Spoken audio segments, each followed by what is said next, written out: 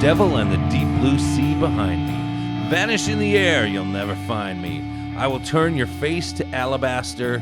When you'll find your servant is your master, you'll be wrapped around my finger. This is the Community Solutions Podcast. Jason Bradley, Andrew Richter from deep in the bowels of our underground lair where we are completely protected from the Delta variant and what other variant they're going to make up next. How you doing? Yeah, I'm good. It's going to be the Milwaukee variant. Yeah, is that what it is? Miller's going to break out at Miller. The old Milwaukee variant? He'll infect a Pabst and then a Leinenkugel and then... By the way, since I did not guess the song last week. We got all sorts of mail about that. Yeah, well, and off the air, I guess, I thought I knew it. Right. And, of course, I was wrong. So, we got you morons who tweeted us saying, I forgot. Sorry, okay? 220 shows, and I forget to guess one time, okay? And I forgot to circle it back around. So we were talking about things so riveting that we were. To go back to a song. Now, yes. So what was the song last week? Do you recall? Yes. I thought it was the Rolling Stones, but I was wrong. Shame from Foo Fighters. Oh, that's Roscoe P. Coltrane. Right. Shame, isn't he the one who sings that? Yeah. Good. I love it. I seem to know that song that you played. Yes, you might.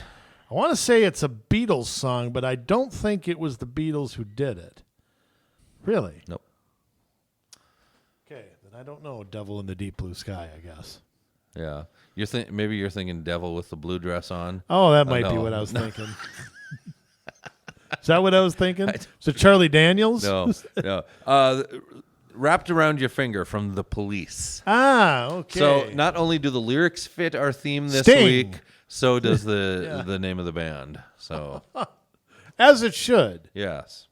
So I wonder if we defund the police, or do they get to sell any more CDs or any more concerts? I know they're not together, obviously, but defund the police. You know what would be funny is if somebody had a defund the police sign and had like a picture of Sting on it. Defund the police. These things just come to me, Or maybe refund the police, and in that aspect. Rather see that than what's being proposed or what we're going to talk about later. But Jay, we got a survey to take. Yes, we do.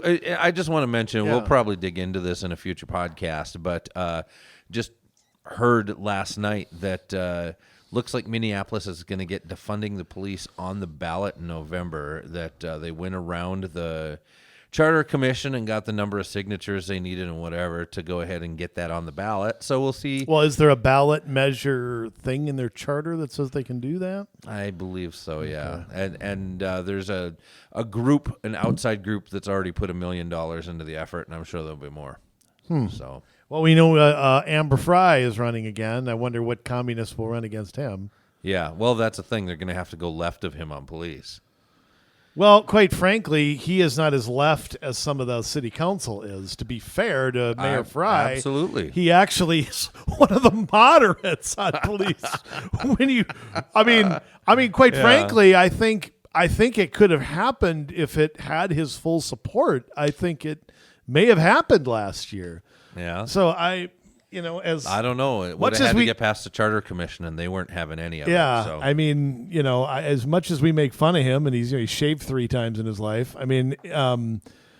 He's actually it could get way worse in Minneapolis. Yeah, it really could.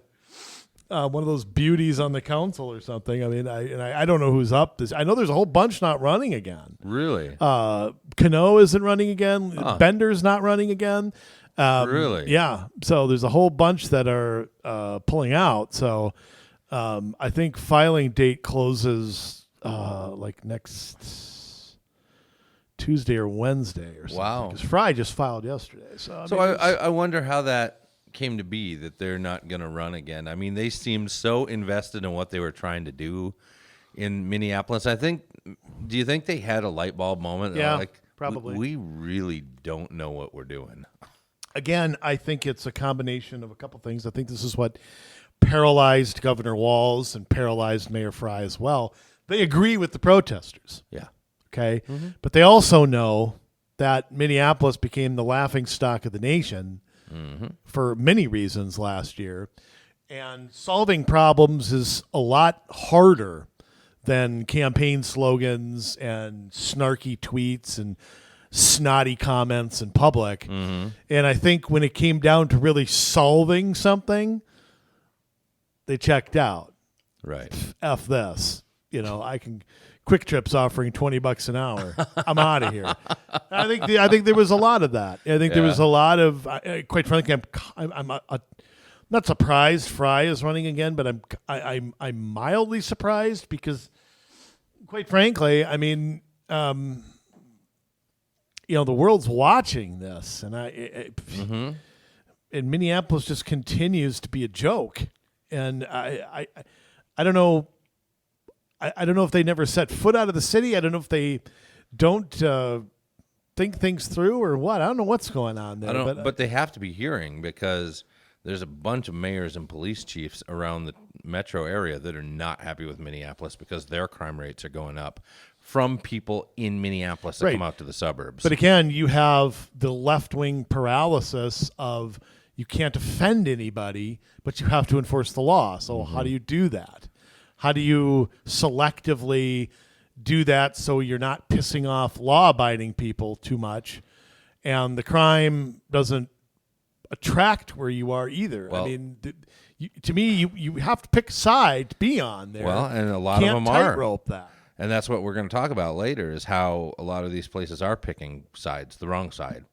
And well, again, what they're doing, and we're going to talk about county attorneys again, what they're doing is the exact opposite of what their job is. Their job is not to make up the laws they go, enforce whatever crimes they feel like. That's the legislature's job. Yeah. Law enforcement has a job. Somebody drives drunk down the road. Well, I don't think DWI should be a crime, so I'm just going to let it go. Mm-hmm. I mean, how far do you take that? I mean, that sounds laughable, but if you're going to let people go based on their race or based on you don't think something's a crime even though it should be, well, you're opening a Pandora's box to any of that. And I think we'll see what happens there. But and you just look at these big cities, and they're all just dumps. They're cesspools of garbage. Mm-hmm. They're places where the criminals run the streets, and the drug dealers run the streets, and these people are just letting it happen, quite frankly. So, yes. All right. I want to get on to before I go off on another tangent about right. that, which I'll do in about 10 minutes. Okay. We got a survey. Survey says. Yes. Could I be Richard Dawson or what? Survey says we're going to the travel behavior inventory. Is that at a warehouse? That sounds somewhere? kind of ominous to me. Of course, they have a picture of a damn roundabout on here. Yeah. And a I'd like, biker. what I'd like to do? Yeah. I'd like to parachute into the first city council that approved a roundabout. Yeah. I just want to parachute in there with, shall we say, not unarmed, and tell them what I think about roundabouts. Look what you did. Just want to know what you did. Oh.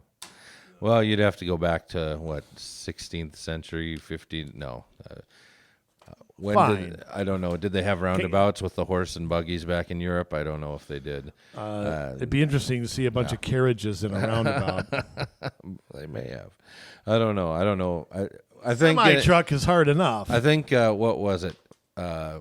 Was it episode 3 we talked about roundabouts? I should know because it's in the show notes every dang week. I don't know. I it think was pretty early. There's some history there if you care to check my dates. Rounda, or something you called it? Lambda. I don't know. It was not that. Yeah, so we're looking at the travel behavior inventory from the Minnesota Department of Transportation and the Metropolitan Council. Somebody might have been one of us, might have been somebody that's going to remain nameless, received this in the mail. Wisconsin's actually doing this too. Wisconsin Department of Transportation is in on this, I suppose. The person who got this, I know that person. Yeah, but he or she will still remain nameless. Okay. So it just. By the way, can I ask you a question? Yeah. What's your middle name? Just because I don't know. Rolland. Okay. Yes. Everybody says not know that. Roland, but it's Rolland. It's got 2 L's. Roland has 1 L. Roland. It's Roland if I say it's Roland. You know what? Yes. Stick with Jason R. Bradley III. Stick with that. I'll okay? do that. Okay. I'll do that. Okay, so this postcard comes in the mail. It says, "Tell us how you get around." And they even want to bribe you with a gift card as thanks for your time. I don't know what they do with this information once they get it. But there's different options here. You can go online to MSP, as in Minneapolis St. Paul, travelstudy.org, or call toll-free 1-888-476-6157. And all it says on here is sign up today and complete a survey about how you travel and receive a gift card as thanks. And then you go down below, and everything's in different language. We got Hmong, Somali, Spanish, Oromo, and Karen. I didn't know that Karen was a language. And then by the look of it, with the mask there. By the looks of reading the language, it's like how many different directions can someone right stick to their left tongue or out left of their to right? mouth? I'm interested in reading some Oromo. Oromo. Fulnawana, Jibach, I don't think there's a Kisan, Kisa, Fuya, Yusef, Nugaraga. You're going to confuse all our fine Oromo-speaking listeners out there. Everybody knows it's Philanuan, Jijiba, Hawassa, Kinsan, Kinsa. Well, I heard you speak in Somali earlier, James. Yeah, I was pretty good at that. it. Naga Kawi Inan Hormarino Gzula Shuyinka. Hora Marino? That's what it says. Hormarino. Hormarino, right? I'm just reading it. Can't help it. I'm proficient in so many languages. A tremendous skill you possess. By the way, okay, let's jump on and take this. All right, yes, we're going to take this for fun today. Now, you got an access code, right? I do. There's an access code on this card. So we're going to try that out, and we're going to have Andrew enter it after I'm done and see how many times. We're going to test this. I used to do some testing in the corporate world, and the whole idea of testing is to try and break something and see. That's right. So, when you worked at the pizza parlor, you tested pepperoni and sausage. My word. There are some questions. How was I selected to participate? Invited households were selected at random from the greater Twin Cities region. Why the hell would they send it to you then? I don't know. Are you the token? The token one? Why should I participate? Your participation ensures that households like yours are represented in our regional transportation plans. Your input has a big impact because only a limited number of households are invited to participate. That's like saying your call is very important to us. Hold for 3 more hours. Yeah, I know. Okay. What if I don't travel much? Oh, boy. All right. So, how is my personal privacy protected? I would like to know that. I bet it's not, but what are they going to say? They're committed to protecting the confidentiality, integrity, and security. What are you going to say on here that you haven't said publicly on the air? Well, I don't know. All right, we're hitting the login button. My access code. What do we got here? Should I be keeping this a secret? We'll see. Let's see if it works for me, and we will. Oh, boy. Why did you have to answer questions? I'm on the page. I don't know. Oh, no. It was on the front page. I was just setting it up a little bit. All right, let's see what it says when I hit enter here. Please enter your email so we can send you a new secure participation code. What? What does that mean? So now they just sent... Oh, this is so government. We just sent your new participation code. You gave me a participation... Oh, you gave me an access code. Now I get a participation code. to my email. Please enter that code here once you receive it. This may take a few minutes. Let's hope not. If it takes a few minutes, I'll edit this out. Please keep track of this code. You will use this code anytime you need to log back in. Why would I ever want to log back in? So how about those Vikings this year? Oh, we got it. Look at that. It was fast. I thought with government it might be like September when we got it, but we're doing good. No, it's not your tax return. Yeah. Okay. Participation access code. All right.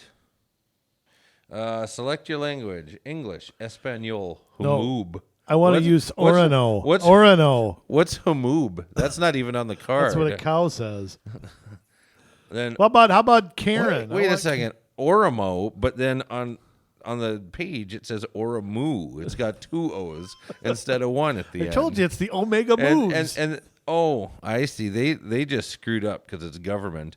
Humoob is actually supposed to be Hmong. Oramo, Oramoo, and Somali ended up Somali. Okay, and then is this Karen? I don't know because I can't read it. It looks like the glyphs at the top of Led Zeppelin 4. Okay, we'll choose English because I actually want to tell people what is going on with this. Thank you for your participation. The purpose of the travel behavior inventory is to better understand the travel patterns and travel needs of residents like you. Your participation is very important to us. It's funny, after building light rail and all this stuff, now they're going to survey us to see how we want to travel. You don't care. Oh, my word.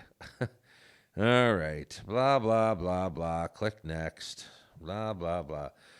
Have you already completed the travel behavior inventory? No. Next. I could have chosen don't know. It had yes, no, or don't know. Okay. It will not let me log in. Okay, so it's only one access code per user, and I'm using it up. Oh, boy. Right. Would you like to receive a Visa gift card after completing the study? I could choose to receive it or donate it to the Twin Cities United Way, or prefer no gift card or donation at all. Wow, I'll take a tax rebate. First, we'll ask a short set of questions about you and your travel preferences. You know, if they had let me choose who I wanted to donate it to, but, you know, it's like you're donating to the United Way or nothing, buddy. Yeah, well. All right. First, we'll ask a short set of questions. Please provide your initials or a nickname. Andrew Richter.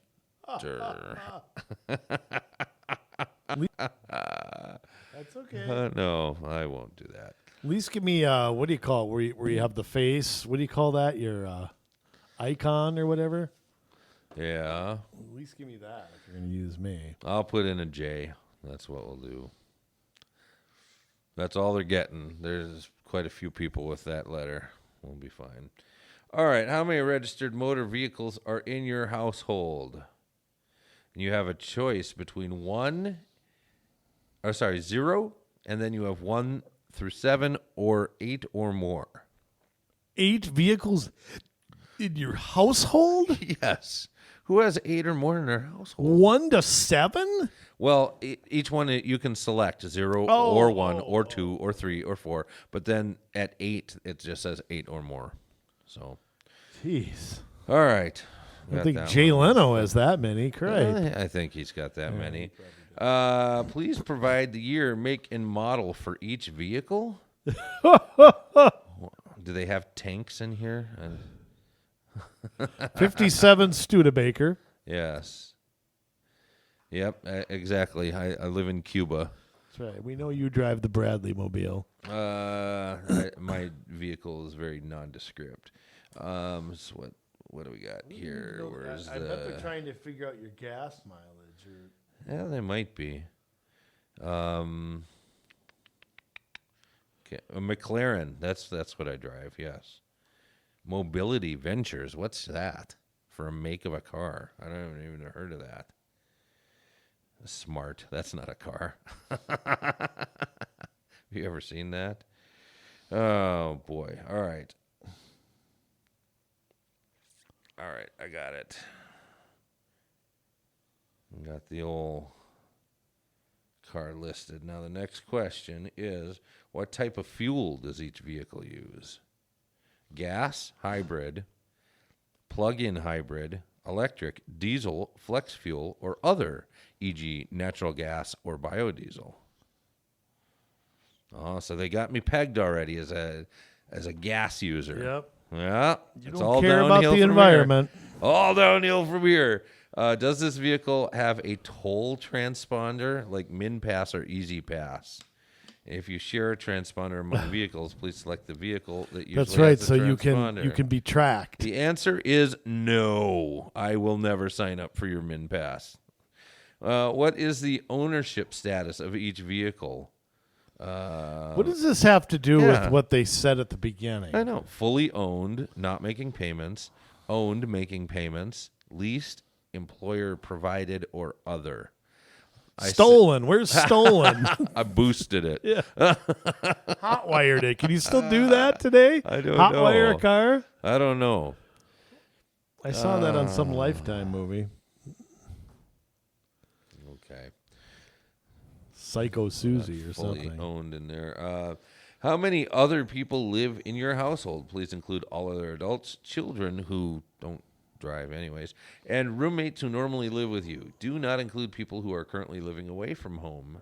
Example, away at college, active duty, military, and it has, you can click on anywhere of 0, I live alone, or 1, 2, 3, 4, 5, 6, 7, 8, 9, 10, 11, or 12 or more people live with me. Just the 12 of us. It's just the 12 of us. We can make it if we try. Just the 12 of us, you and I. Okay. Getting jiggy with it. What is your age range? 18 to 24, 25 to 34, 35 to 44, 45 to 54, 55 to 64, 65 to 74, 75 to 84, 85 or older. Should I choose 85 or older? Absolutely. Absolutely. All right.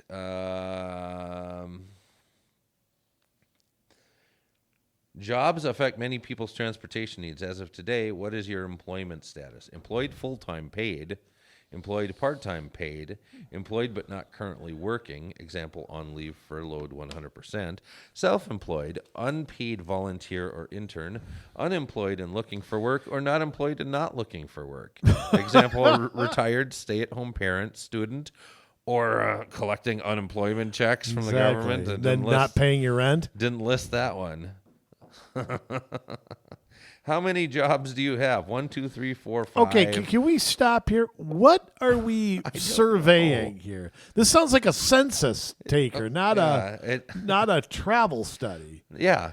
I mean, I suppose if I have 6 jobs, I got to figure out how to drive and get transportation to all of them, but they could be all in the same building. 2 of them could be at home. Yeah. I don't understand this. I don't understand what they're getting at, and maybe that's scary because they know what they're looking for. Okay. These questions had to have been run by advisors, focus groups. Oh, yeah. And here I am, the lamb to the slaughter for all of you, so you can... That's right. Shave that sheep. Yeah. Oh, okay. So how many jobs do I have? A lot. Several. That's the beauty of being self-employed, though. You know, you can kind of do what you need to do. Okay, let's go. Do what you gotta do. Yeah, actually, the government doesn't need that information. How many questions are there? I don't know.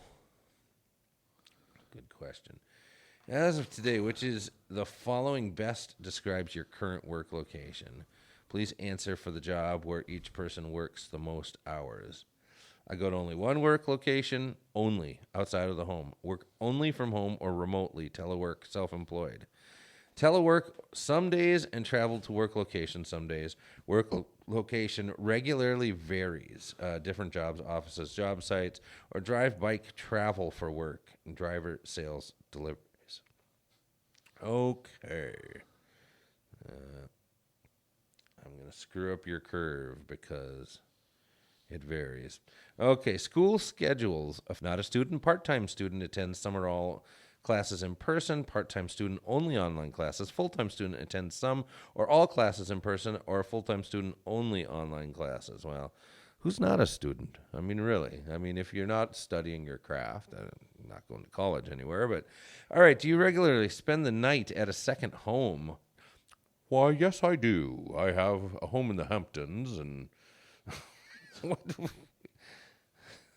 Okay. Another parent. Don't you or stay at that grandparent's truck house. stop once in a while? No. You're so mean to me. You know that? Well, I'm just saying. I mean, No, I do not have a second home. you had your own parking lot there, a parking spot. Now we'll ask about the places your household goes the most. We ask this to help save you time as you take the survey. Thanks for your participation. Where is your home located? Select the location by either typing an address into the search bar. I really don't want you to know my home address. Selecting the blue choose on... Give them Renee's. button. Choose on map button and zooming until the pin hovers over a recognizable address. I don't know. Do I want to keep going with this? I don't really want you to know where I live. They're going to turn me into the This is just riveting. Department radio. of Homeland Security. That's what they're going to do. You're already on there. Well, You're already on there. that's true. What am I trying to hide from?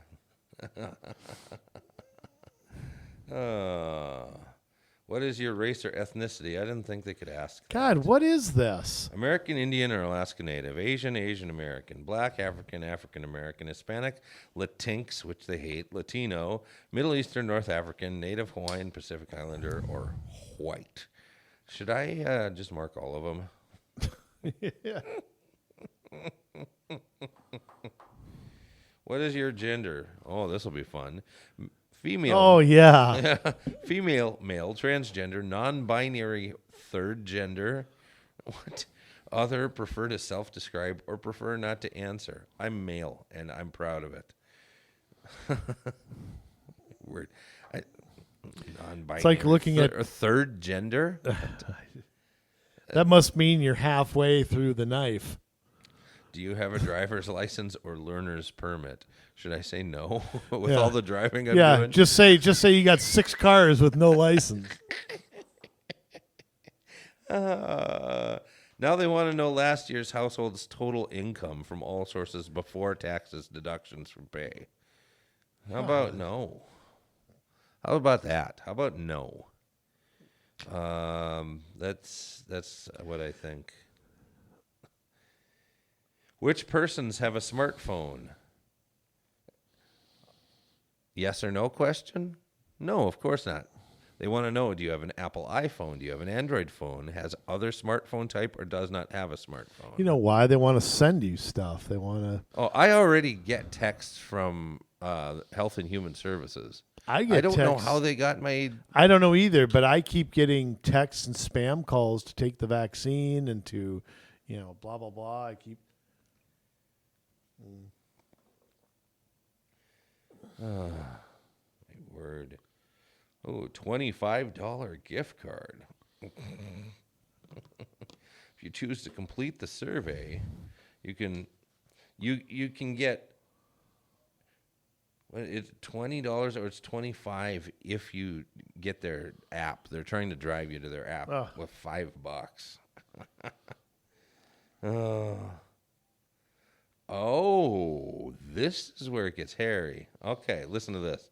Yeah, we're not going to finish this. Your household is eligible to complete the survey using a smartphone app for $25 per participating adult instead of reporting your trips online or over the telephone for $20 per household.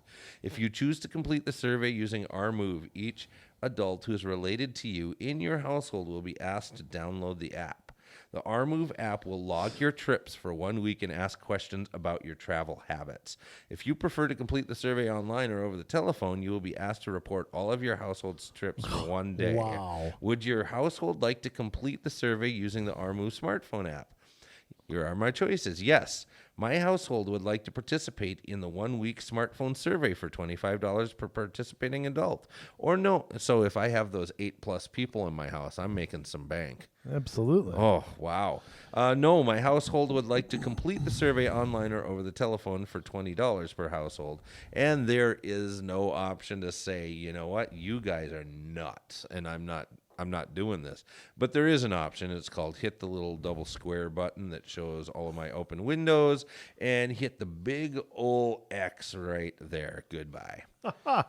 So that is see, now I knew that. Now, wait a minute. First, I want to say something. We would get down to brass tacks eventually. Yeah, and I want to say something. Yeah. What was that survey?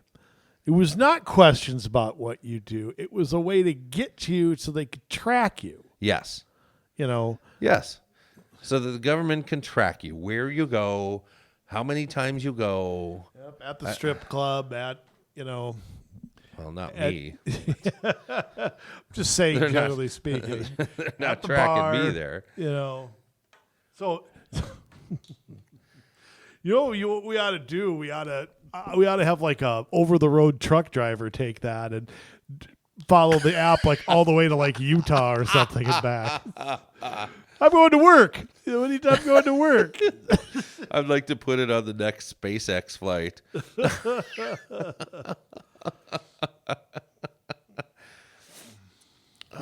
So yeah, there's your helpful government survey.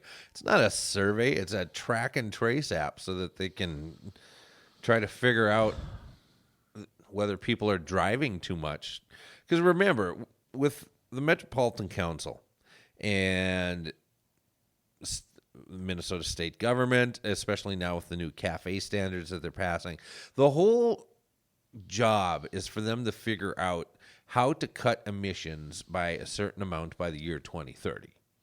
And so they won't do. They won't do. They won't. There are still enough. I mean, they could kill enough of us, I suppose, that they could get there. There are still enough people that love their cars enough that they're not going to go along with that. Thank goodness. But I don't know. There you go. No big surprise, right? The government is here to lead us by the horn and make sure we do what they demand. I mean, that's really. They don't want us to have freedom of choice. They want to make every decision for us and force certain things on us and make certain that we don't make some choices that they don't want. And if you're going to sell, that's what freedom's all about. If you're going to sell out your freedom for a $25 gift card, you're. Then donate it to the frickin' United Way. Right. I want to see what kind of contract the United Way has with the Met Council. Yeah. There's probably somebody from the United Way board sitting on. Why did they pick the United Way? Maybe somebody out there can do a little work on their transit community chairs and something like that. It's probably somebody from there. Jay, I'll tell you what though, we're not making a good transition. No. Into we did that great I'll tell you what, and I don't remember what episode it was. We did it about 2 years ago, a show on county attorneys, and I got to toot our own horn here. Yeah. Because I've listened to that show several times, and we made talking about county attorneys interesting, funny. It is a great show. Yes. To listen to. Yeah. And you think it's like the most boring subject. I mean, it's so boring. I mean, 99% of the people couldn't name their county attorney, couldn't tell you what they do, wouldn't know them if you bumped into them in a biffy at the park. I mean, you have no idea. We make county attorneys just an interesting show. But you have to go back and listen to it because it kind of sets, and we've touched on county attorneys kind of doing what they feel like. We've touched on that before on other episodes and a few openings before, but I'm not sure that we've delved into it. Not really too much. And I think if a county attorney is doing their job, I mean, you don't really know who they are. Yeah, they should be maybe, but I don't know. You should anyways, just to figure out if what they're doing is on the up and up or not. I know who Mike Freeman is, and I knew who Amy Klobuchar was, and I don't think I could name the district or the county attorney for Scott County or Carver County. It's that one guy. But I don't know. But yet, anyone, I think these days it says George Gascon. It's like, oh, that's that jerk out in L.A. What's his problem? I don't know. Like I've never seen somebody so radical at releasing people who have committed violent crimes, and they go out and repeat offend and repeat offend and repeat offend. But you know what? And he will not put them in jail. As a nation, we have gone through this cycle of being tough on crime and being coddling criminals or whatever you want to call it. Yeah. We have gone through this cycle before. I mean, remember, I think it started with, remember when Alcatraz was closed in the 60s, and there was the 60s became this idea you could remake violent criminals or something like that. And one thing they'll tell you, too, is, well, this is nonviolent crimes. Right. But it isn't. It's not. It never is. No. And the idea that bail is, I mean, that's another thing, is they're not asking for bail for some of these folks. Mm-hmm. It's like, oh, yeah, we don't care if you skip town and don't show up, and there's nothing we can do now. You have no skin in the game. There's no bounty hunter that's going to go out to get you. And, bail is essential, I think, to releasing somebody and knowing they're going to show up in court. It's not about punishing them. It's about understanding that if they don't show up, they forfeit something. Yes. So, I mean, how in the world do you not ask for bail? It's ridiculous. And it's not up to these attorneys to decide what crimes they're going to. You want to do that, go be a defense attorney. Yeah. And work on cases that fuel your passion. Absolutely. Okay, but and we should say, I mean, everybody deserves the right to an attorney. Doesn't matter what you've done or not done.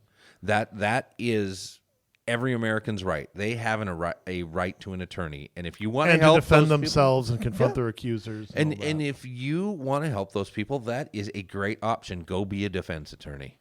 You work pro bono if you want. You can work for the public defender's office if you're but you don't belong as a county prosecutor with that kind of discretion if you're an activist. Right. And I'll tell you what, you mentioned that jackass out in L.A., and I'm sure we'll talk about him a little more, but think of what's going on here in Ramsey County. Yeah. Okay, this is from TwinCities.com. They have an entire division leading criminal justice reform. Can I earth to these attorneys? That's not your job. Right. That's the legislature's job. Yes. They make the laws. They make the laws, you don't. Okay? And they've got what they have, a director of the civil division, director of the victim, witness, and post-conviction justice division. Can they make that any longer? Yeah, we need an acronym for that. Director of the Youth Justice and Wellness Division, director of the Pretrial Justice Division, and assistant director of the Trial Division, all out of the Ramsey County attorneys. It's almost like they're acting as a defense attorney. Right. And I sit here and I listen to some of their comments. Okay, and you sit here and you go, okay, this is the person. Here's the first person. The first person is Sam Clark, director of the civil division. Well, civil, that doesn't deal in crime, doesn't it? I mean, funny, I thought civil was something different than that, but I guess not. Clark said that recent police shootings in Minneapolis have impacted his career. When Philando Castle was fatally shot in 2016 by a police officer, Clark said it hit close to home. They grew up in St. Paul's Rondo neighborhood and had mutual friends. Quote, from my perspective, it really caused me to reflect on what it meant to be a public servant as a person of color, and particularly those spots that have control over prosecution function and criminal justice reform. Now, is that the mindset of a prosecutor? No. This guy wants to join the protests. Yeah. Yeah, and it doesn't surprise me. I mean, now that I think about it, it's like if you are for the defense, why not go join the prosecution? I would think though that could result in disbarring, couldn't it? I mean, you're misrepresenting. I don't know what the prosecutorial side. It depends. I mean, you'd have to commit some exculpatory, hiding exculpatory evidence, or sabotaging a case. I don't think refusing to prosecute is something that would fall under disbarment, although it should result in your firing. Yeah. I mean, it should probably, just I mean, I guess I shouldn't laugh about it, but it's sort of like the blind leading the blind here. And we've got the same thing. I mean, you get the same thing up in St. Louis County, where I'm getting this from the NBC affiliate up there, KBJR Channel 6. Yes. In February, a working group made up of advocates, mental health, and law enforcement members, released its findings a way to reduce officer-involved shootings in Minnesota. I have an idea. Quit committing crimes. St. Louis County Attorney Mark Rubin was part of that group. Our work is not done, he said. This is a continuation. It's another sad, tragic example of the amount of work that needs to be done. We're willing to work at it, huh? I mean, let me tell you something. How would you like to be a police officer and do your work, catch criminals, and have these guys prosecute the criminals? Yeah. Well, just think about it. You'll just catch them all tomorrow again. Yeah. If you're a detective and you spent a year hunting somebody down. Yeah, cracking a cold case. Yeah. And you've put in, I don't know how many hours of work trying to find somebody, and you finally get them and finally put them away, And think about, especially, you have some of these cases, and I know these wouldn't go to a county attorney, but, you have cases, say, where you've got to embed somebody in there, or, you've got undercover police officers who are risking their lives, right? You've got an undercover police officer that's risking his life by infiltrating an organization, only to have these people let go by by a rogue attorney, and well, and I would say something also too especially about low level things. Yeah. How many criminals are one-time criminals? How many of them started with drugs or a DWI or stealing? They were doing things as teenagers, and I mean, what are the odds that the first time you speed in your life you get pulled over? Okay, I mean, what I'm saying is that if a criminal is it's kind of like a kid. If a kid screws up and they're not punished, if they learn that to get away with things, they're going to continue to do it. They're going to learn that.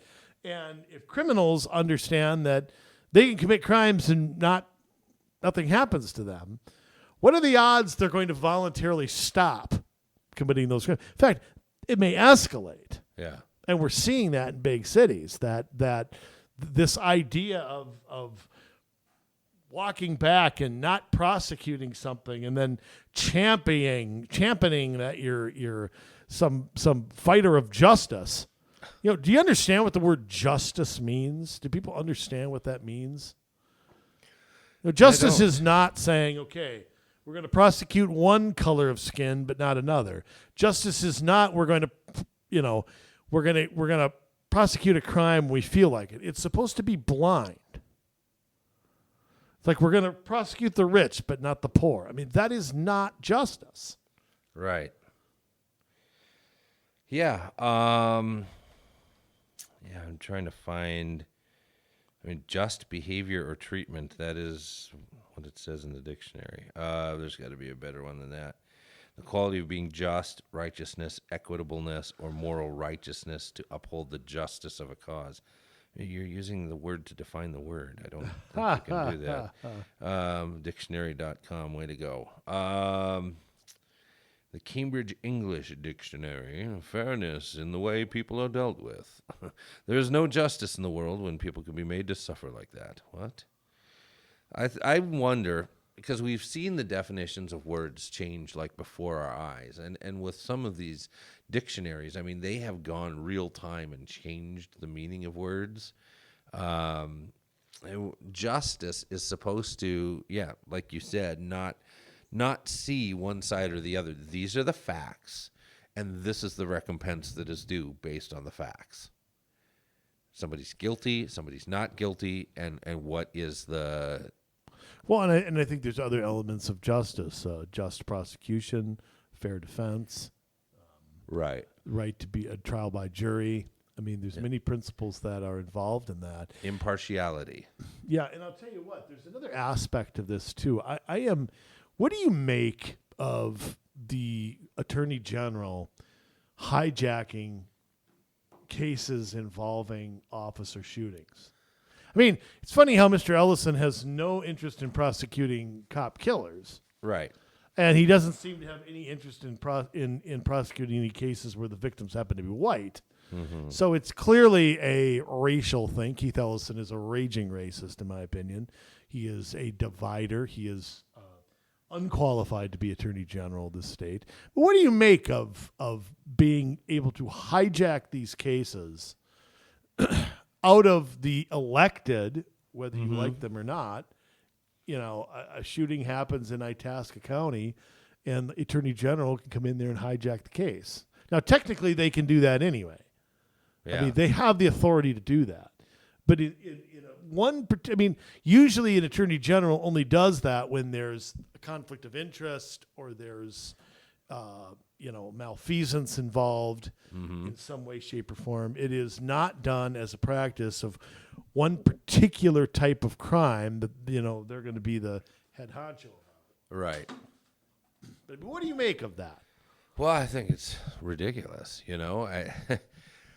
I think that, as with all things, I mean, the higher you go in government, the more they need to get their hands off and let the people who are elected closer to home, the more local level, do their job.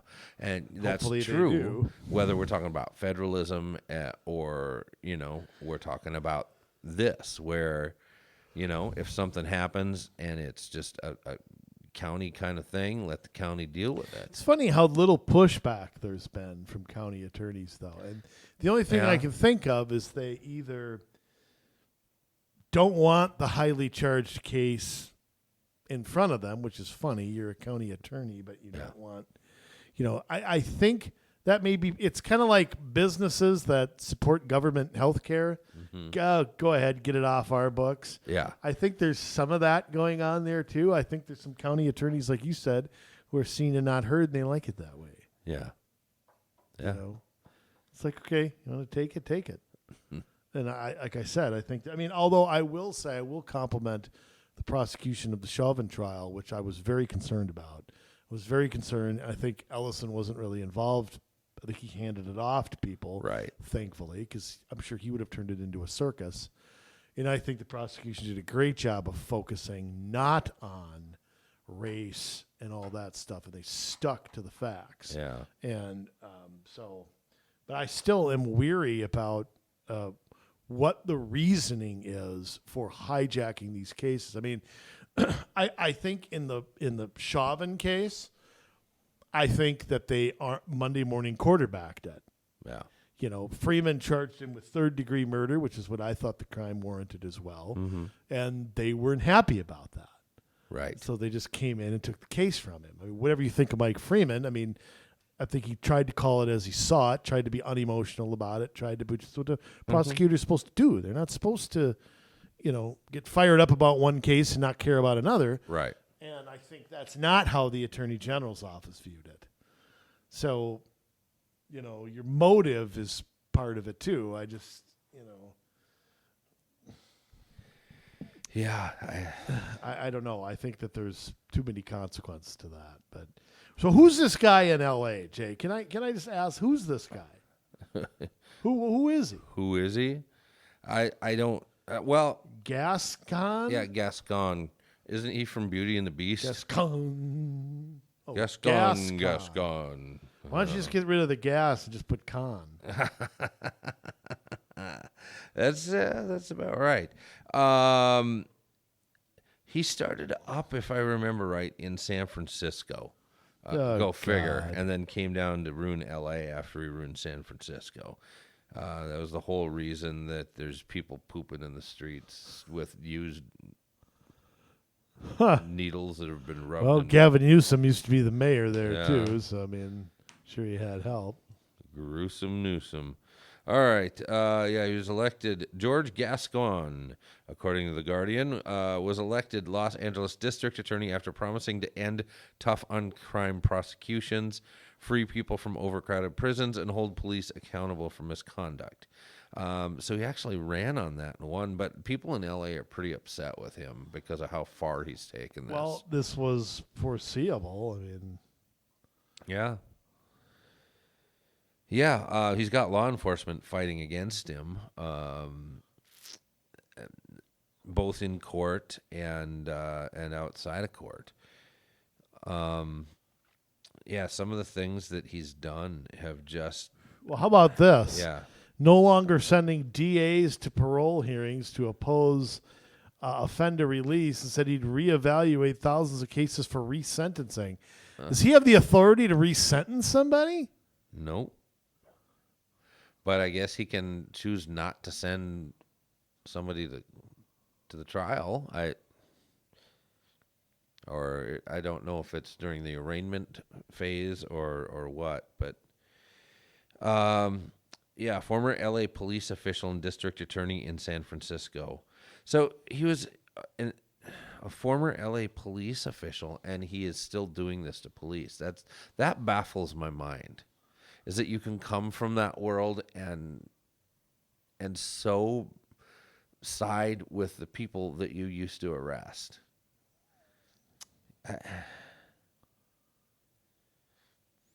He was the police chief? No, he was just a police official. Oh, okay. So, but I don't know how you do that. Let's see. So, he says things like, what I'm doing is radical for the U.S., but sending people to prison for 60 years, 100 years, 150 years, or to death row, or prosecuting a 15-year-old as an adult, these are all concepts that in most of the rest of the world would be inconceivable. Not if that 15-year-old stabbed somebody with a fork 100 times and left them for dead. I'd say that person needs to probably be tried as an adult.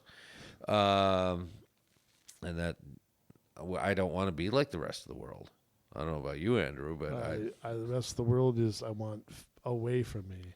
Yeah, you want away from you. Yeah, stay where the hell you are. Wow, you think other certain people are isolationist? Yeah. Well, no. I mean, I guess my answer to that is that that I am one that does not like to copy. I don't like best practices. I don't like a cookie cutter solution to something. Yeah. So, I don't want to be like the rest of the world. They can decide for themselves how they want to be. That's their, I think every nation should do that and not, what is this business about mass incarceration? I mean, you're not being incarcerated for no reason. Yeah. What are you supposed to do when people commit crimes? Are you supposed to just send them to bed with no dinner? I don't know what. I don't understand. I can understand the motive of wanting to change some laws or wanting to look at laws need to be reformed. They need to be updated. They need to be constantly looked at. That's one thing. Mm-hmm. And I'm all for that. I'm all for the debate or conversation about how harsh to, especially teenagers, how harsh to punish them. I do think people can change. I do agree to with about 10% of that. Yeah. But I sit there and I go, what is this business of mass incarceration? You're there because we have laws and we have consequences for those laws. You choose to break them. Don't tell me you don't know the law. Give me a break. Law doesn't allow ignorance.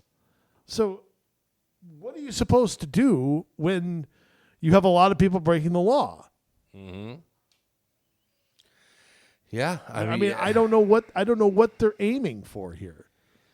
I mean, it's resulting in just mass chaos. Right. Yeah, I mean, it is. And I think restoration should always be the goal, but I think there are also people that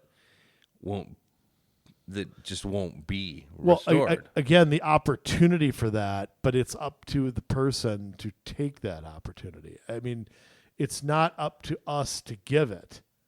You know what I'm saying? Like if you commit a crime, do your time, and make a commitment to being a great citizen, I am all for a second chance. Right. What I'm not for is a third chance, a 10th chance, a 20th chance, a 40th chance, and then there has to be a commitment from the criminal that this is not going to be their life anymore. Right. And I also honestly believe that perhaps one of the things that we need to think about is what happens when somebody does get released. I mean, so they don't go back into the old life they had. I mean, let's just pretend. Say you grew up in a gang-like atmosphere and all you've known is drugs and crime and no supervision. You got a prison, where are you going to go? You're going to go back to what you know. Right. So, there does have to be an effort to say, okay, let's get a plan together. Let's figure out what you're going to do. Let's get your GED. Let's get you a job. Let's, there are things that should be changed with that. I don't know. I'm sure that stuff exists to a certain extent. Right. So, I just feel like the idea that we're going to just decide, like a county attorney is just going to decide, well, I don't like bail, so I'm not going to ask for it. I don't think this should be a crime, so I'm not going to prosecute it. Right. That's way out of line with their discretion. It's not Mike Freeman charging somebody with one less count of murder. Okay, that's not what we're talking about here. This mass incarceration idea. I mean, there isn't mass. There's mass criminals. Yeah. I mean, just look at Chicago. And every weekend it's how many more shootings. Chicago is such a great town too. I love Chicago. I love the sports teams. I love the Windy City. I think Chicago. I love the Riverwalk. I think Chicago's an awesome place. But I'll tell you what, it's going to go downhill. It's going to be Detroit pretty quick. Yeah. I mean, if things don't change. And I mean, you got criminals flocking Chicago like lemonade on a hot day. I mean, that's what you're having now. Yeah. I mean, and like we've said about Minneapolis, I mean, more kids have died from the lawlessness there than have died of COVID. And with COVID, it's mass hysteria, mass overreaction, mass scare tactics. Yep. With shootings, it's look the other way. Yeah. Oh, what color are they? Oh, okay, well, we'll just leave it alone. And it's not fair to those victims. And how many of them are minorities, too? Most of them. Yeah, why don't their lives matter? Where are the protests for them? They don't. Black Lives Matter, Inc., you cowards. Where are you? You're only there if you can blame a white person for it. That's why you exist. Well, to divide us and play the race card. That's where the white liberals put their money. The people with money, and the white liberals, and the corporate people. That's where they make their investments. That's why they do that. They're not going to investment. They're not going to get money out of the poor part of Chicago. They're not going to get money out of the poor part of Minneapolis. They're not going to get money out of the poor part of Portland. They are, they have liberal donors with money, white liberal donors, giving them money to go after police, to go after white people and other white people, conservative white people. And so that's why they do it. Here's one of my favorite stories. Well, not about favorite, but Houston, Texas. Yes. Another state I love. I love Texas. I've only been there once, been to Dallas. Been there twice. How about my Cowboys? My Cowboys going to finally win this year? No. Damn. Okay. This is from HoustonPublicMedia.org. More people are violating felony bonds in Houston. No one can agree on a solution. What a headline. Okay. I can kind of think of a solution without thinking too hard. Yeah. Your brain hurting? I bet you could think of one pretty quickly. Yeah. Doesn't say they don't have any ideas. They just can't agree on one. It's an issue that has been raised over and over again by critics of it would be Harris County. Harris County's bail practices, people accused of violent crimes while they're out on bond. But while many agree it's a problem, not everyone agrees on how to address it. Harris County District Attorney Kim Ogg, presented data showing the number of defendants charged with new crimes has gone up every year in the past 5 years. Well, let me earth to you. Maybe the problem is their bail's too low. Yeah. Or their bail is non-existent. Yeah. Or maybe they should be remanded. Yeah, maybe they should be. You're the county attorney there, Kim Egg. How do you not change what you're doing? And I have to say too, it is also a judge has a role in this. Prosecutors can ask for bail. Defense attorneys can oppose it or offer something different. I do think judges ultimately have got a lot of discretion there. Yeah. Well, this blows me away. I mean, the number of accused of a crime, out on 2 to 4 bonds. So they had already committed 2 to 4 crimes. So you commit a crime, you're out on bond, commit another one, they let you out on bond again. Yeah. Yeah. So the number of those accused of a crime while out on 2 to 4 bonds could quadrupled from 2016 to 2020, from 1,812 to 7,312. Wow. Yeah.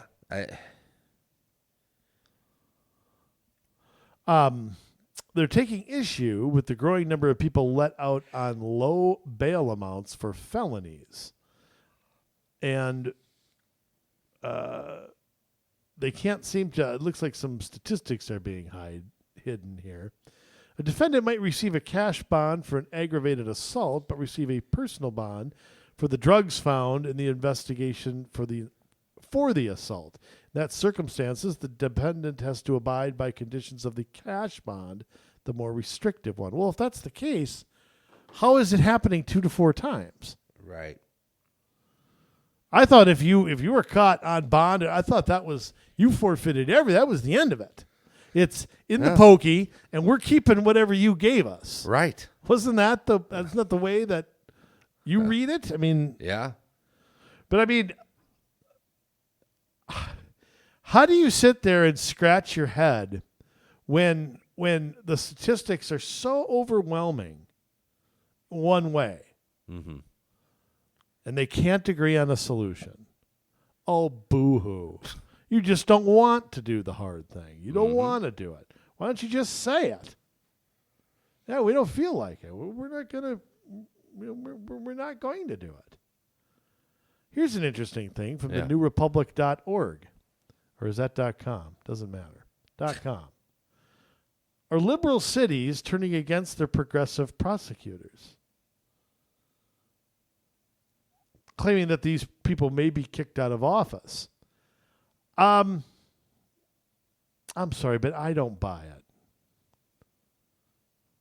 Don't you think? I mean, I don't buy that anything's going to turn around. No. You know, I just don't think that. I think these prosecutors have successfully played the race card. You know, and I just I can't buy that anything's going to happen there. Yeah. The Washington Post: how progressive district attorneys, are leading the charge to fix their broken justice system. Of course, it's written by Hurricane Katrina Vanden Heuvel, who demonstrates her lack of knowledge of what a prosecutor is supposed to do. They're not supposed to reform the Justice Department.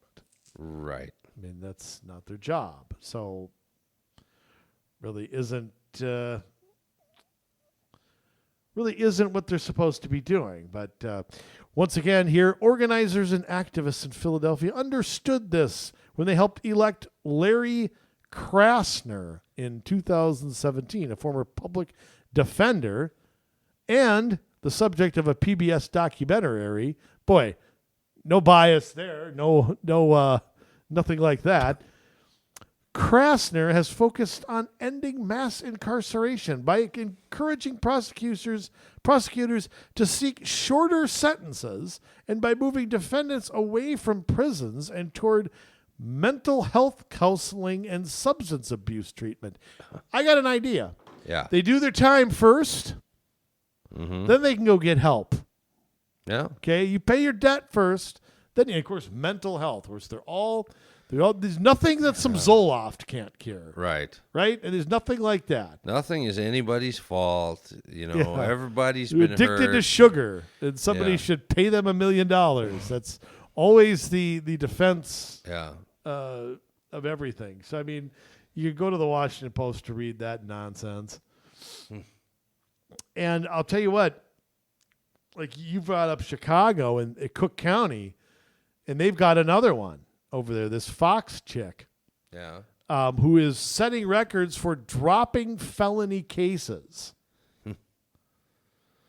So a felony case comes for her. She has dropped 30%.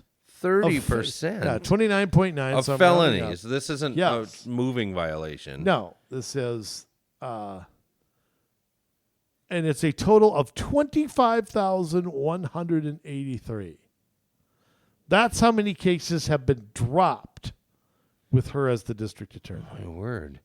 She's dropping felony cases involving charges of murder and other serious offenses. Yeah, unbelievable. How can you drop charges against somebody that is being accused of murder? I mean, that needs to go through trial. We need to find out whether that person is innocent or guilty. Well, and again, there could be an exoneration on something too. I mean, there are times where it does happen. 30% of the time. I mean, that's not. I mean, no wonder you've got what you got in Chicago. Right. Why would it be any different?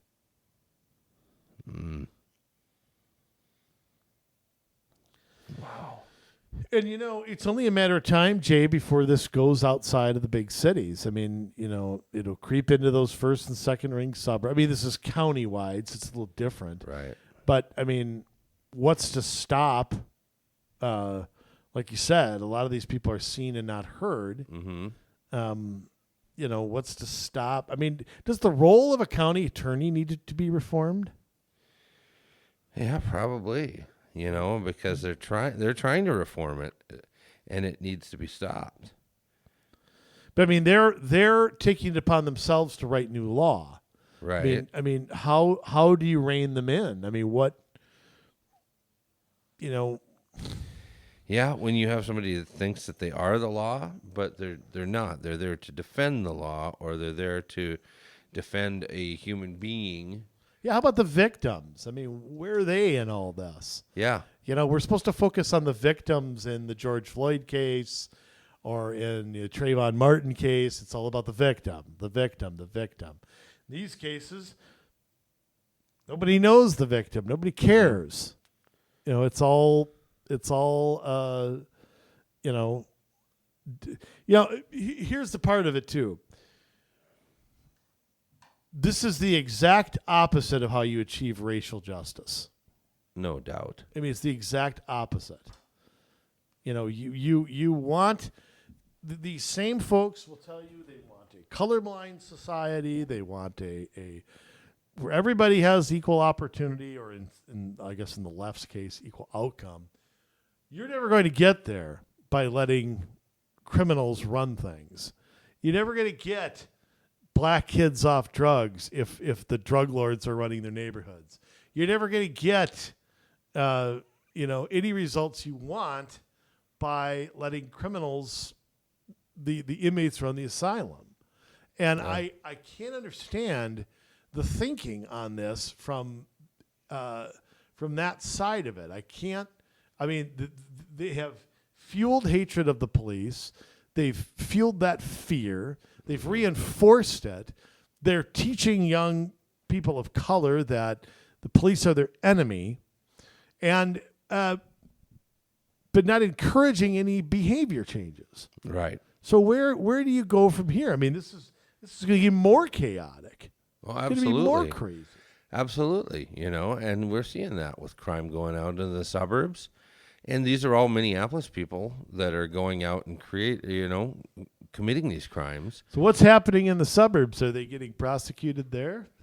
Well, there are some, and that. Well, I mean, of course, it depends. it's still Hennepin County. It's right. still Ramsey County. Yeah, so it's up to Mike Freeman, in Hennepin County. Yeah, it's, but I mean,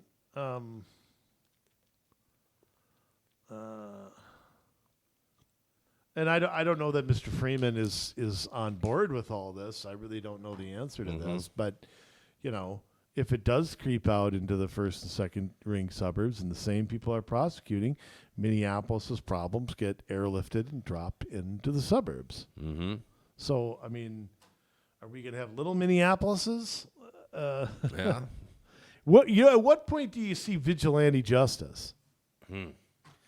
I don't think you have to wait too long if there's, a higher rash of home break-ins. What point are people just they're going to defend themselves, and that's the end of it? You're seeing a little bit of that, in North Minneapolis. You have Reverend Tim Christensen, who brings out his group of concerned citizens, and I think you have to, if the police aren't going to do it, I mean, you're going to have to set up patrols to keep yourself safe, and I don't blame them at all. I think it's great. On the other hand, they shouldn't have to. They shouldn't have to, and, can it get out of control? Yeah, they're not out of control. They've got a good leader and stuff like that. But you know what? In the hands of one wrong person, and then the government decides that they need to put an end to this, right, to be which labeled is a reaction to their misconduct in the first place. What a cesspool. It's like they do something wrong that has negative impacts downstream, and then we have to adjust to protect ourselves because they didn't protect us, and then we get punished for protecting ourselves. Yeah, it's ridiculous. And the funny thing about it is Minneapolis is putting out there how they have a lack of police officers now. Yeah. And it's like, well, I wonder why. Their charter specifically says they're supposed to have X amount of police officers per citizen. And they've had record numbers, quit, retire, go somewhere else. And you wonder, and then they sit there and the city council honestly sits there and wonders why. Yep, they can't seem to figure it out. I mean, but yet they'll hire their own, personal security. Oh, yeah. Yes. Of course they will. They'll do that because the elite get the things that you don't. They think they're entitled to things you're not entitled to. Right. That if you're a defense, I mean, and look at it this way. Think about a home with like a person who's handicapped, or senior citizens, or something like that. I mean, a lot of these people can't defend themselves. Mm-hmm. And I mean, house with a single mom. And there's so many places like that. And what are they supposed to do when you defund the police? What do they call a social worker? I mean, what are they supposed to do? Yeah. I mean, I don't get it. Not only do I not get it, but I think you talked about a light bulb moment. And I'm not going to give these folks that much credit now that I think about it, because I don't think the on switch happens very often. Yeah. But like the defund the police, then like the pullback from that. Mm-hmm. I think the ultimate goal is to find a way to defund the police, but call it something different. You know, they know that term is not popular. Let me tell you something. There's black folks that do not agree with it. A lot of them. There's a lot. And so I think they're going to find a different way. They got to put George Soros' money to work somehow. I think they're going to find a different way you're going to see a whole new campaign. It's like calling welfare assistance or abortion, reproductive rights, or global warming, climate change. You're going to see a branding campaign of defund the police. Yeah. But it will be something completely different than that. So yeah, I mean, they actually thought that was going to catch on, and it didn't. And so one thing the left is really good at is rebranding the same old, tired, terrible package and giving it to you with a new name, you know? It's amazing how good people are at that. It's amazing how often it works, too. It's sort of, it's really depressing in my book. I mean, how often you hear a new term. I use climate change as the best example because you'll never hear the term global warming ever. Mm-hmm. And that's all you used to hear. And then some focus group or think tank put out climate change, and the media is just obedient to it. Yep. And all of a sudden you get something completely different. But they've all got their new names for something. Yep. And you defund the police, trust me, will get a new name. It'll be called something different a year from now. And they're going to go after the same thing with a new label. Mm-hmm. I don't know, but we got to keep our eye on these county attorneys. I mean, they wield a tremendous amount of power. And I'm going to say something too. We talked about attorney generals hijacking cases. To me, it is legitimate for an attorney general to come in when a county attorney is not doing their job. Right. You know, it's incompetence, malfeasance, whatever you want to call it. An attorney generals have to step in and go, no, you can't do this. Right. It's a violation of your oath, which it is. And, that's a circumstance, I think. I mean, again, I that's a last resort for me. Yeah. Because I don't like that. It goes, a bit counter to what we say a lot. Yeah. But I'll tell you what, if somebody's elected to something and they're not going to do their job, something has to happen. Right. Well, how many of these attorney generals, though, have been paid for by George Soros to do this exact thing? I don't know, because you're not really seeing it at a state level. I mean, I don't think you're seeing, and I could be wrong on that, but I'm not seeing state attorney generals take the lead on this. Yeah. And maybe it's because of the backlash. I mean, it's one thing to be in a city that votes 80% one way and do this. It's another to be in a state that's 55-45 and do this. You're going to be held accountable to some point. So I don't know, but I think state attorney generals got there for a reason, and I don't see them taking. Maybe they are, and I'm not aware here. Mm-hmm. Saying you cannot do. Where's Oregon? Where's Texas? Yeah. Well, Ken Paxton has been speaking out. He has, but he's stopped short of using the full power of his office. Right. So maybe he doesn't want to. Maybe it's against sort of like we talked about our way of thinking. But the longer this goes on, the harder it's going to be to undo. Right. So it's going to be difficult. It's always difficult to go back to something, to unwind something. Right. It's really hard. It's like watching an NFL game in the 60s. I mean, put that in front of a millennial. I mean, they'd be channel surfing in 5 minutes. You can't go backwards. So, Yeah, I don't know how you put it back in the bottle, you know. And it's true whether you're talking about taxes or legislation or regulation or something like this. You know, once we cede ground to the left, then it's there to stay. It doesn't ever go away. Yeah, look at it this way. I mean, we've had the income tax, Social Security, all this stuff. There's nobody hardly alive that before any of those things started. Right. So it's just, that's just the way of life now. Yeah. You know, you don't know freedom if you never had it. But it doesn't have to be, and it shouldn't be. Yeah, well, I don't know. We got to keep our eye on these folks. Send us stories too. I mean, feel free to send us something. I mean, we're kind of just talking about the big cities, the most egregious things around here, Ramsey County. But I mean, these stories. Then there's a handful of people in the media that will report on this. Tucker Carlson, Glenn Beck, a few. But you're not going to see this on the nightly news. They're too busy talking about masks to be worried about real reporting. You're not going to see this locally either. I mean, how many stories about local prosecutors are coming from local sources? It's pretty much alternative media doing all this work.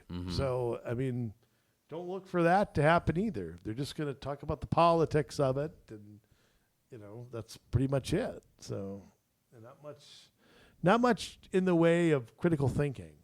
So, Jay, it's that time again. Wow. Already. Yeah, our survey. They're talking about this stuff. It's that time where Community Solutions once again presents jet flying, limousine riding, wheeling dealing son of a gun, the one, the only, definitely the only, Jason R. Bradley. Sign off sermon. Take it away. Thank you, Andrew. And don't say it in Karen either. I was not going to say it in Karen. I can't read what that is. It looks, maybe it's upside down. That looks better. Maybe it's Karen's read upside down. Maybe that's the moral of that story. I was going to give it to you in Somali, but now he took my thunder. All right, folks. We're coming apart at the seams. We're like a space shuttle on re-entry where everything's on fire and we're shaking, and if we're not put together well, we're gonna shake apart and everybody's gonna die. A little melodramatic, but you know what? It's not too far off of the truth, because we have to take a look at what's going on in our society. You know, Bible talks about a time when everything that is good will be called evil, and everything that's called evil, or everything that is evil, will be called good. And I think we're in those times. You know, it goes on to talk about how in the last times people will be lovers of themselves. They'll be easily offended. They will not love each other. It's all happening, you know, and we have to take a good hard look at that, and then take a good hard look at ourselves and say, well, are we contributing to the problem, or are we a solution to the problem? And if there is no middle road, there is no I'm just keeping out of it. There's no Switzerland in this fight, because if you're not helping to make the world better, you're helping to make it worse. Because it takes all of us to get together and say, I've had enough of this. I'm not going to allow this to derail us anymore. I'm not going to allow this to be my children's legacy anymore. But somehow we're glamorizing criminals and oh, well, you don't know how hard they had it growing up. You don't know what they had to overcome. It's just too hard. It's too hard for them to overcome it. We gotta cut them a break. No, we don't have to cut them a break. They need to pay for their crimes. They need to repay those that they have harmed. to the best of their ability. And when they have served their debt to society, whether that's 6 hours of community service or a lifetime sentence, if they have the opportunity to go free, to breathe free air outside of those prison walls, then so be it. And they should be restored with voting rights and everything else. But you know what? We can't rush that along. We can't say, oh, you don't know how hard he's had it. We gotta just let him go. We gotta allow him to get out and continue to rape and pillage and destroy because it's all he knows.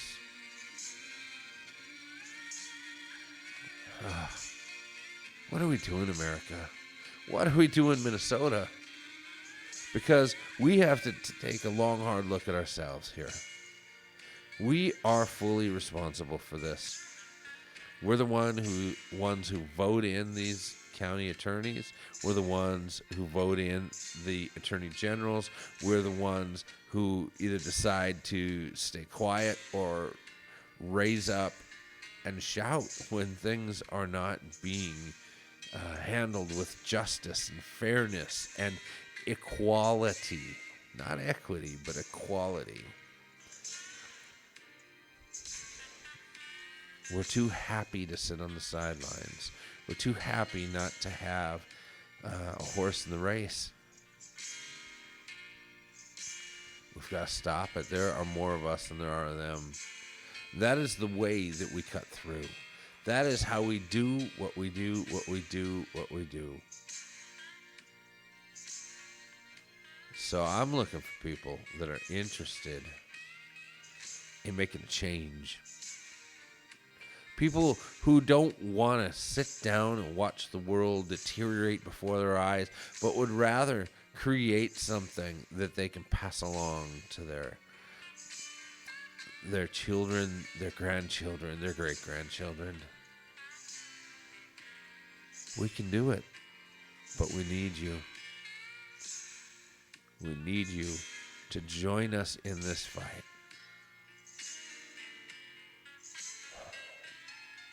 We can do this. All you need to do is get a hold of us at commsolutionsmn@gmail.com.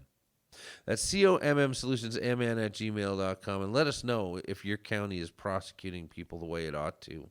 Let us know if you are standing up alone or if there are other people that have your back. It's important.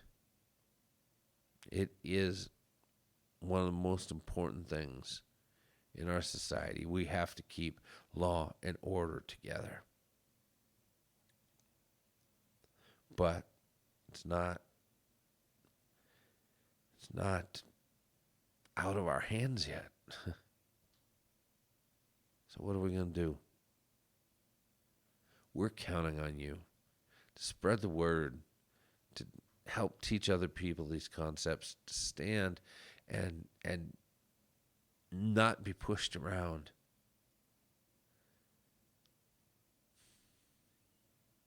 We can do this, Minnesota, but it's going to be a concerted effort.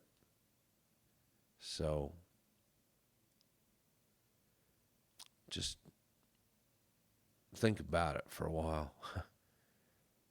What kind of world do you want to live in? Are you willing to do something about it? And then you get a hold of us, and let's go change the world. We'll be back. You got my word on that. We're a big family here, and we love you. We do. We love you, Minnesota. But now it's your turn to get to work.